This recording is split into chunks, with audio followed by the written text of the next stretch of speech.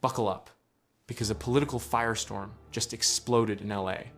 What if Kamala Harris, one of America's most powerful women, was left without protection overnight in a city grappling with crime? Welcome to Libo News, where we unpack the stories shaking the nation. Today, we're diving into the LAPD's bombshell decision to end security for former Vice President Kamala Harris, amid outrage that cops are being pulled from fighting street crime to guard a multimillionaire. This isn't just about security, it's a clash of politics, public safety, and taxpayer dollars. Let's break it down, figure out why it's happening and why it matters to you. First, the shocking news. As of Saturday, LAPD's elite Metropolitan Division officers are gone from Harris's Brentwood mansion. They'd been there since Monday, backing up the California Highway Patrol after President Trump yanked her Secret Service protection. Normally, vice presidents get 6 months of federal security post-office, but Biden extended Harris's until July 2026. Trump's team, citing a Secret Service report showing no credible threats, axed it early. So, why did LA's finest suddenly walk away? Here's the kicker. The LAPD's own officers are furious. They were pulled from high-crime areas like the San Fernando Valley, where robberies and gang activity keep cops on their toes to babysit a former VP who could hire her own guards. The Los Angeles Police Protective League didn't hold back.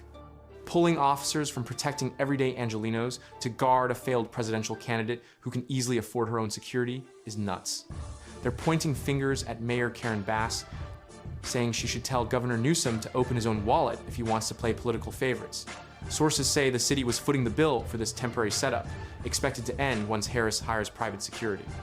But in a city where every cop counts, this move hit a nerve. Now, let's flip the script. Harris isn't just any VIP. She's the first black woman VP who faced heightened threats during her 2024 presidential run. Mayor Bass called Trump's move another act of revenge, part of a pattern of political retaliation. Newsom's team doubled down, slamming the decision as erratic and vindictive. They argue public officials' safety isn't a game, especially in today's polarized climate. Picture this. Harris is about to launch a 15-stop book tour for her memoir, 107 Days, hitting cities like London and Toronto. Without protection, one wrong move could spell disaster. Bass insists the LAPD's role was always a short-term fix to avoid a security gap, but the optics, they're messy. Here's where it gets wild. This isn't the first time Harris's security has stirred drama. Back in 2017, when she was a senator, Louisiana PD provided plainclothes protection for 18 months under Chief Charlie Beck, based on threat assessments. His successor, Michelle Moore, pulled the plug in 2018 after a new evaluation and amid scrutiny over then-Mayor Eric Garcetti's travel costs. Fast forward to today, and the same question lingers. Who decides who gets protection and who pays for it? In LA, where police shortages are real and violent crime spiked 4.2% last year, pulling officers from the streets feels like a slap to residents dodging break-ins. So, why should you care? This saga exposes a brutal truth. Resources are finite, and choices have consequences. Every officer guarding a Brentwood mansion is one less patrolling your neighborhood. Yet, leaving a high-profile figure like Harris vulnerable in a heated political climate risks chaos, especially with her book tour looming. It's a tug-of-war between protecting the powerful and serving the public.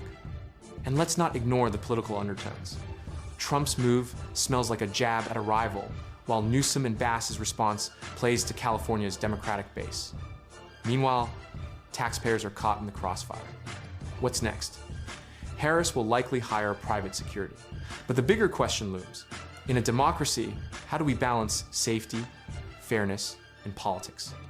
This story is far from over, and we're keeping our eyes peeled. What do you think, should taxpayers fund Harris's security, or is this a political stunt gone too far? Drop your thoughts in the comments, smash that subscribe button, and hit the bell so you don't miss the next twist in this LA drama. Thanks for tuning into Libo News. Stay sharp, stay curious.